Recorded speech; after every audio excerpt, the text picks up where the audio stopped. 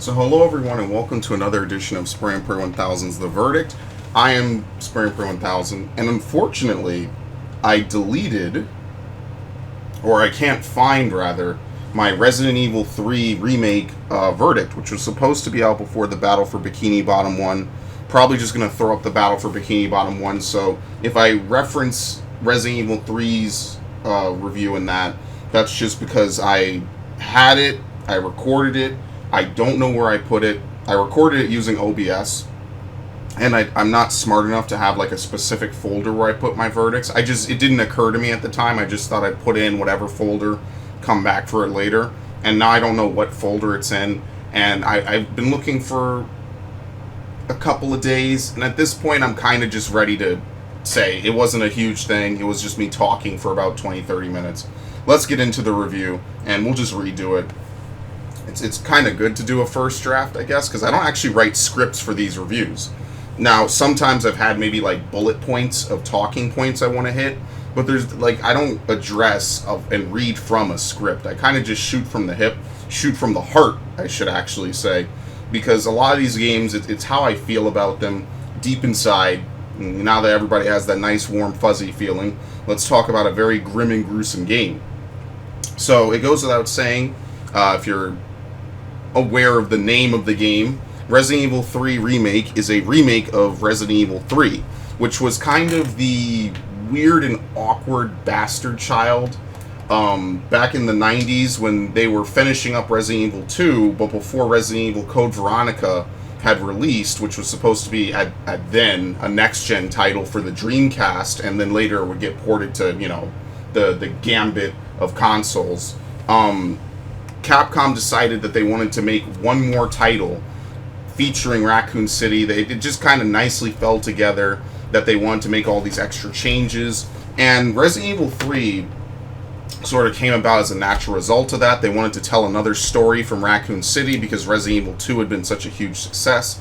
This time, however, instead of following old characters, they decided to follow Jill Valentine. And the whole game is essentially Jill Valentine trying to escape from the ruins of Raccoon City and basically make her final desperate escape to get out of this zombie-filled town.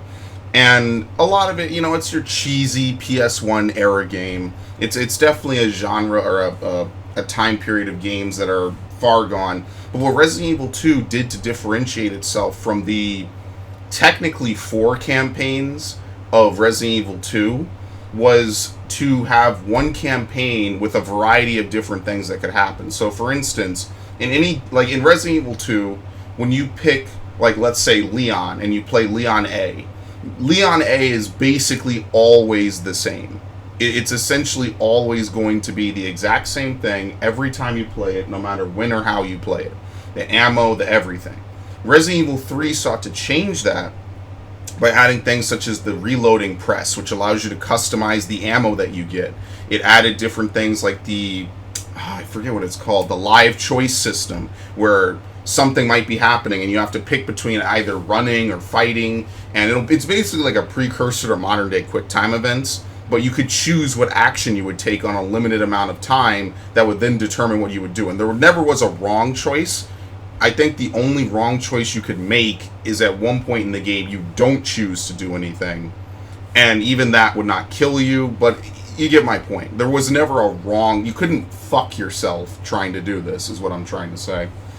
And it was a cool system. It added a lot. There's random weapon drops. So for instance, at one point in the game, when you go to the police station, you can get a grenade launcher or a magnum, if I'm not mistaken.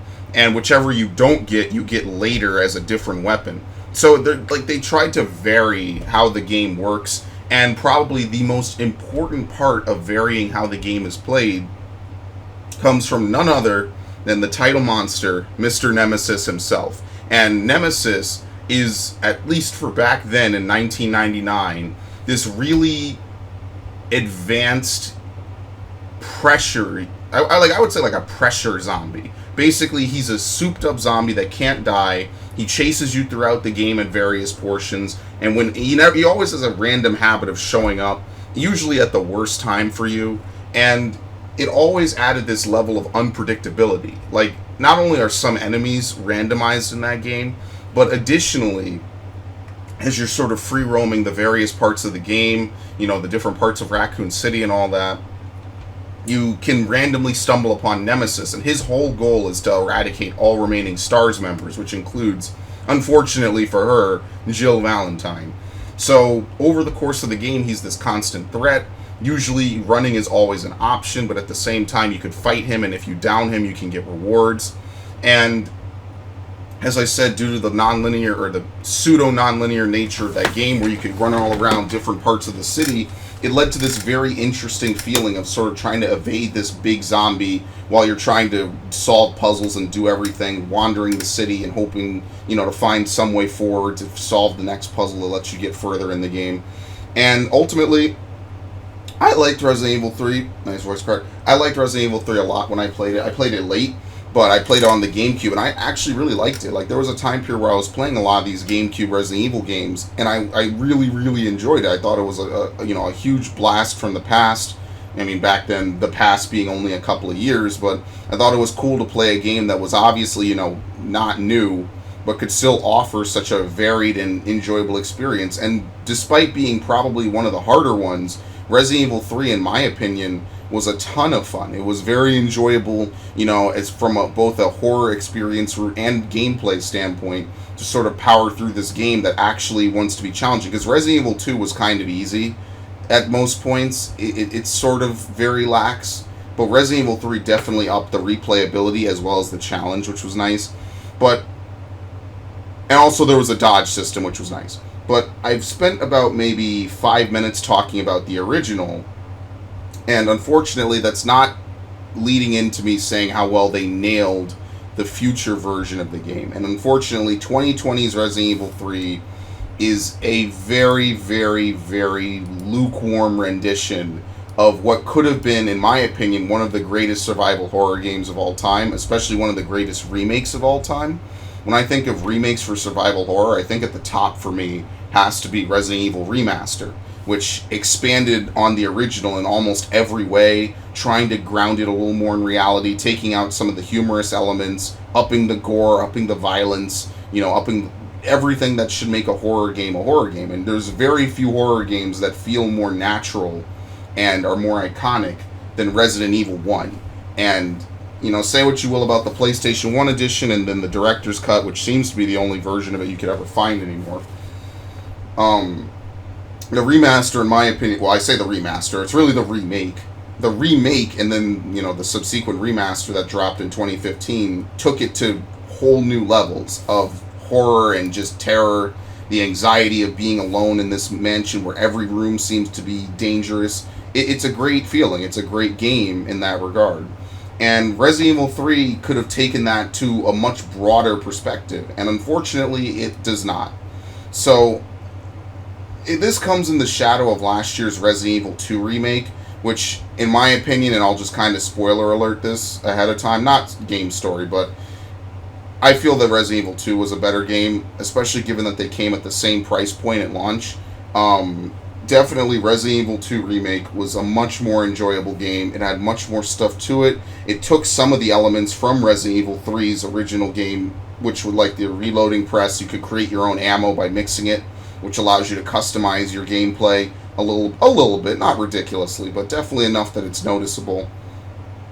And Resident Evil 3 has that, but regretfully, all the other things that made Resident Evil 3 very unique have been lost either in translation or just because they didn't want to put it in. And ultimately what we're left feeling is that if Resident Evil 2 was like a $60 very single player heavy experience, Resident Evil 3 is basically like maybe a $30 DLC that they stapled a multiplayer mode to so they could kind of justify the $60 price tag. It's one of those games. And it's kind of sad because with all the stuff that they had to work with, it's very odd that they would choose to cut gameplay elements and portions from the game and not add anything back in their place. Like most remakes I know, like for instance, the best remake I can think of off the top of my head, which is Heart Gold Soul Silver, took great strides to maintain everything that was in the original games and then add in basically almost everything in Pokemon games up to that point. There's a couple things they didn't add, which I'm annoyed at, but they didn't remove anything that I can think of from Gold and Silver. In fact, anything that they edited, they expanded on. Like, for instance, Viridian Forest being cut down was added back in the remakes. The Safari Zone was added. There was a new Safari Zone added, and Pal Park was instituted in Fuchsia City. Like, I'm trying to say is that remakes generally never subtract anything from the games that they're basing themselves on, or at least they always add something in their place, if not both. Resident Evil 3 Remake might be one of the few remakes I have ever seen in my life that will take something from the original and not add it back in any form. And it's mind-blowing to me. First of all, game is short. It's about 5 hours. That's not a bad thing. I mean, people speedrun Resident Evil games in like an hour or two all the time.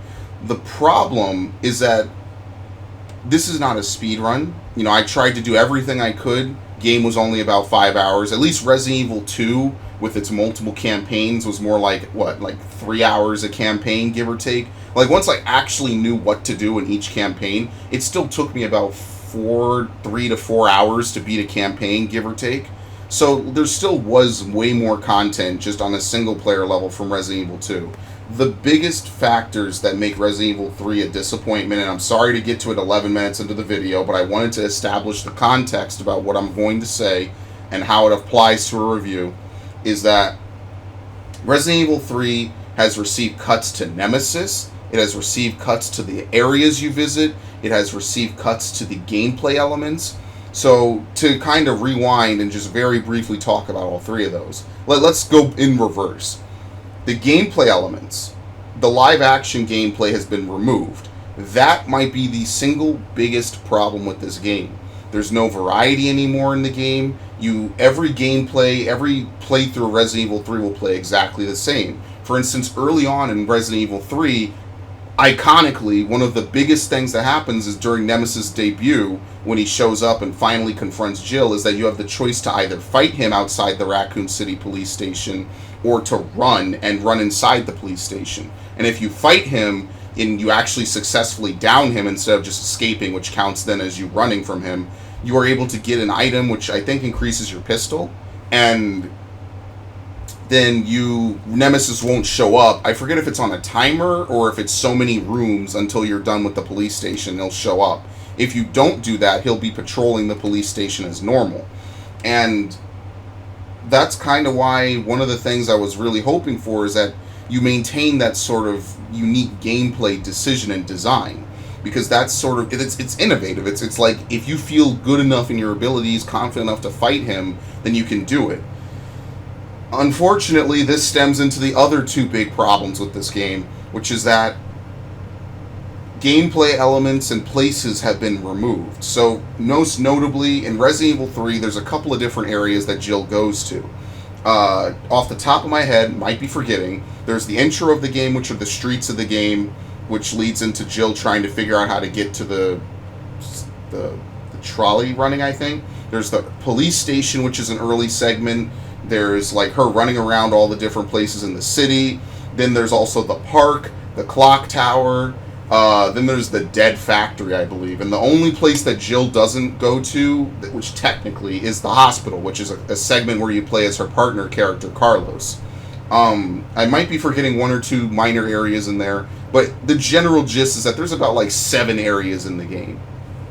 Now, in Resident Evil 3, they have completely cut both the park and the clock tower as playable areas. The clock tower has been demoted to a small little arena where you fight a boss, and that's it. So all those things like the grave digger, the park with all the zombies and stuff, that's all gone. They completely removed it. They did not even attempt to put it in. And I think they added a sewer segment, but other than that, they really didn't do much to differentiate it. Removing stuff, just removing these areas wholesale, means that you can't have any of the live action events that happen when you go to these areas. It means that every playthrough is shorter. And they also gave Carlos the police station segment, which is complete missed opportunity for lore dumping and, having Jill revisit it. One of the things I thought was kind of a foregone conclusion is that Jill would revisit the police station, and that would lead to a whole segment where Jill is sort of running around and she could reminisce about how this area used to be and all the different things that happened. Being the police station, in my opinion, is one of the most iconic locations in Resident Evil history. I mean, Resident Evil 2 being as hyped as it was, to not expand upon that lore given someone who legitimately worked there and is still a main character and alive in the series to this day screams missed opportunity. It screams like this is an opportunity where the lore could have had notes. Jill could have had flashbacks, had monologues about how this used to be a great place. Humanizing her, making her feel regretful that this has all come to pass, and her simple life as a police officer or a STARS member, has gone completely in a nightmarish direction. Because sometimes what Resident Evil needs is a good grounding. It needs to remember that despite all the cheese and what it would become, it started as simple people encountering something beyond words, a nightmarish horror in a mansion. And from there, it all spiraled out of control. And missed opportunity. Not to say that Carlos is bad. In fact, I think Carlos might be one of the best parts of this entire segment. Of this entire remake. So Carlos, instead of being a very cheesy, 80s, 90s style action hero, has basically become a very macho sort of, not Call of Duty protagonist, but he's still got the charm, the wits. But they definitely took his character, in my opinion, in a much better route. He's way more interesting. And that, to me, makes him a much better protagonist to follow. Not to say that Jill is bad, but compared to his past self, he has had nothing but improvements across the board. It's a shame that he never comes back, unfortunately, unless they retcon something else.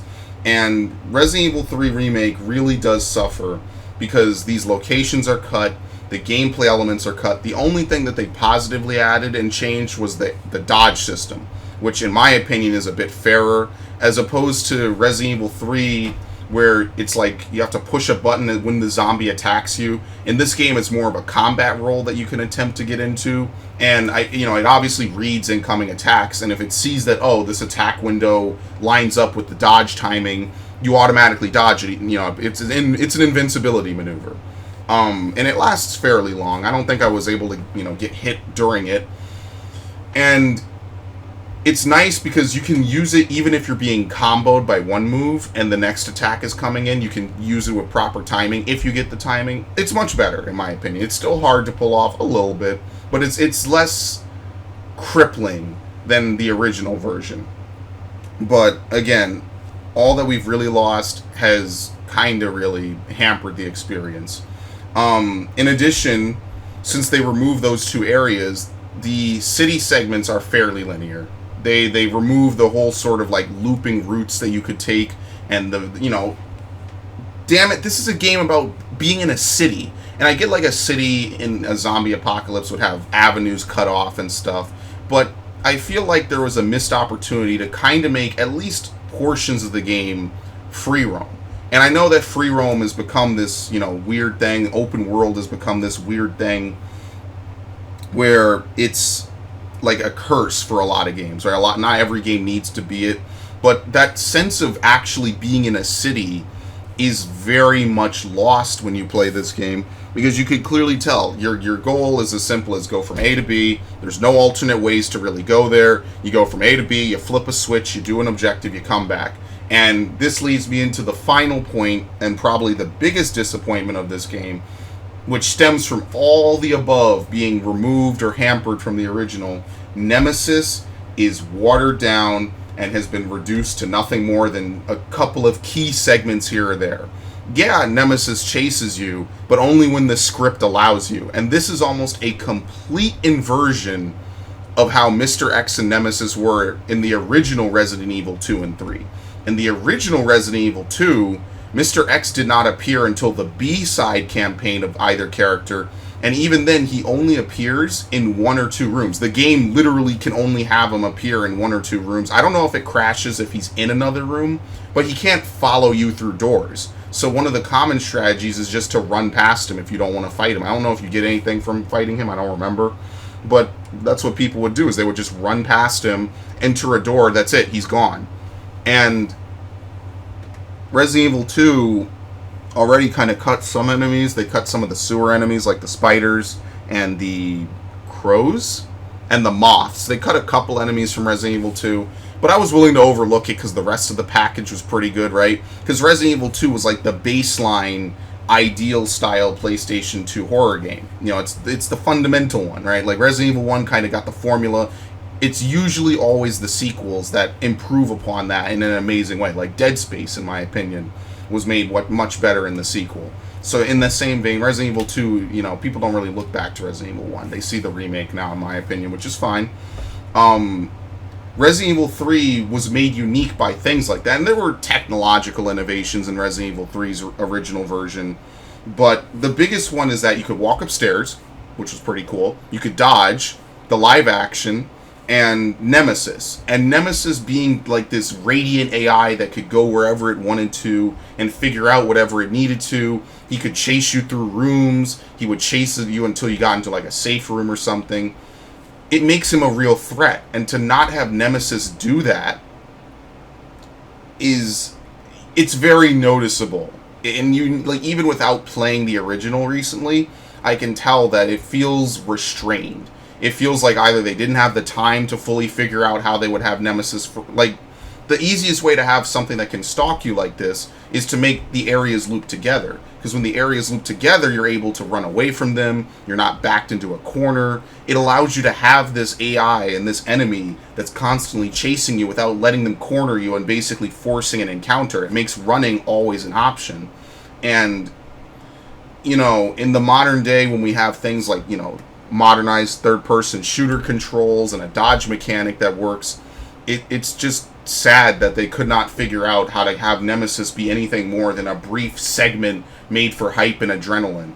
And because Nemesis is so neutered and just kind of watered down, it makes the game as a whole feel like a letdown. The biggest elements that we know from the original are basically either not present, watered down, or just flat out cut. You know, it just, or cut down, I should say. And it just leads this game feeling like an empty, hollow version of itself. And honestly, at that point, I would have just taken a 3D or a modern remake, a literal remastering of the original, because at least the original had all that stuff. You know, the third-person camera is nice. The dodge mechanic being made easier is nice. The actual shooting mechanics make the game much easier, in my opinion. But losing all that made it unique just makes this ultimately kind of feel like just a very straightforward version of Resident Evil 2. It doesn't really have any replayability unless you want to play on higher difficulties, and they knew that, so they added newer, higher difficulties. But that's not enough to wash away the fact that this game needed more of what made the original good. Especially since the original is such a classic and so many people know about it. To not have those things in it just feels wrong. It just does not feel right. So ultimately, what would I give Resident Evil 3? Well, despite... Oh, and also there's no multiple endings, by the way. They have completely canonized only one ending, which was the other thing about Resident Evil 3 that was kind of cool and also kind of bad. Resident Evil 3 had multiple endings. It had 3 endings, I believe. And in each ending, there was a different resolution, different characters showed up. And from the one that was rumored to be canon before they confirmed it with Resident Evil Revelations 2, it was supposed to be that Barry would come in at the end and save Chris and Jill. I said Chris and Jill, I'm sorry. Jill and Carlos. And they would fly out together. And that was, I don't know if that was a secret. I don't think it was really a secret ending. It was just awarded for getting the right choices. And in this game, without spoiling the ending, they completely changed it. Not necessarily for the better, and that's one of the things I'm just ultimately kind of disappointed on with these Resident Evil remakes, is that they have the opportunity to go back and fix the story, because the stories of all the Resident Evil games up until like Code Veronica were very, very up in the air. In Resident Evil 1, you don't know who really survives the mansion incident, because there's no ending where all of them survive the mansion incident. It's just implied that they do. And I don't know why in the remake they didn't take opportunity of that. They left that as is. which was one of my critiques of it, I believe, back in the day when I think I reviewed it. In Resident Evil 2, there's differences between Leon and Claire that were never truly rectified, so the real canon version of events lies somewhere in the middle. And then in Resident Evil 3, there were multiple endings, and this time they kind of chose the lamest one, in my opinion, to have as an ending. So, what would I give Resident Evil 3? Despite how much I've torn it apart over the last 30 minutes, the one thing I will say about Resident Evil 3 is that it's still a good, solid horror experience. The problem, and the many problems at that, is that it comes on the heels of one of the best remakes I think of horror games I could think of in recent memory, made by the same people on the same engine, and honestly, it's just a letdown to imagine that they have put this much effort into Resident Evil 2, and it feels like the game that really needed a lot more attention didn't get any, just so they could have it a year later. And because of that, the game really does suffer. The game really does lack a lot because it does not have that full attention and full playability that the original had. It's still a fun experience, it's just not worth the money. And in my opinion, something like $30, like again, I always say remakes and remasters, $30. And sometimes they can go above and beyond. Like, for instance, I think Resident Evil 2, you could argue, is $60, because you have 4 campaigns, and each campaign is really good. And then you have the mercenary, or the couple of, not the mercenaries mode, the couple of mercenaries modes, which, by the way, this game lacks mercenaries, which used to be a major staple in Resident Evil games, and then they started to remove it, and now it's just a very different show. It's still a fun experience, but unless you're really, really, really into Resident Evil, and specifically Resident Evil 3, and specifically the neutered version of Resident Evil 3, you're probably only going to get a playthrough or two out of this. Maybe like one just to have a typical playthrough, and then another just to have a more informed one. I would give Resident Evil 3 a 78 out of 100. There's a lot to be desired here, and unfortunately they don't really rectify or justify it, but it did well enough that they're going to remake Resident Evil 4 next. And as you know, Code Veronica is a very major portion of the story, and they are skipping that in lieu of remaking Resident Evil 4. Now, I think that's just a money move on Capcom's part. I don't blame them, because Resident Evil 4 is probably one of their most profitable games ever. Needless to say, it's a game that literally shaped an entire generation of shooters thereafter. So I can't necessarily fault them for it. But at the same time, I kind of feel like they could have done way more with it. I feel like, as when it comes to Resident Evil 3, they could have finished out the whole Dreamcast, PlayStation 1 era by having Resident Evil Code Veronica follow. But we know what the schedule is going to be. It's going to be Resident Evil 4, and then it's going to be Resident Evil 8. No, I'm sorry. I think it's Resident Evil 8, then Resident Evil 4. And the problem with remaking Resident Evil 4 is that it's a game that everybody and their mom has played. Everybody knows the story beats. Everybody knows the gameplay elements that were added. And I don't really need to detail the remake history of Resident Evil 4. But everybody knows it. It's very interesting, and moreover than that, it's distinct. People know what happened in Resident Evil 4 that made it so good. The over-the-shoulder shooting, the constant action. It was definitely a shift more towards action. The kicking, the contextual things that you could do to crowd control or to maneuver things into your favor. The inventory system being its own unique kind of style of gameplay where you have to fit things in a box, basically. And, I mean, the linear nature, whatever. But Resident Evil games have, since then, always tried to be more like that, but remove some of the clunkier, or what they feel is the clunkier elements to facilitate multiplayer. This will probably be the most apt comparison coming up between Resident Evil 4 Remake and Resident Evil 4 Original, because the original still plays like a modern-day game. They literally port it to every console they can. It's on every single console, basically, since it came out on the GameCube. It might not be on the Xbox, the original Xbox, but I know it's been on every console. It's been playable on every single console.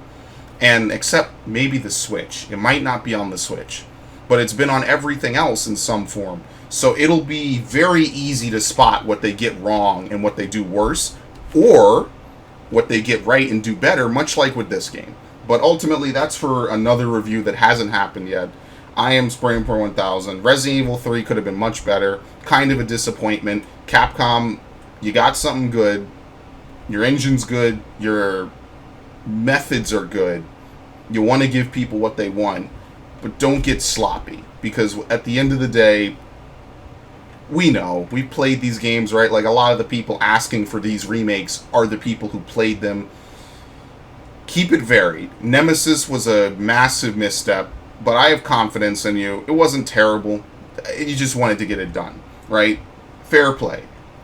But until then, I'm Spraymper 1000. This has been The Verdict, and I will see you next time.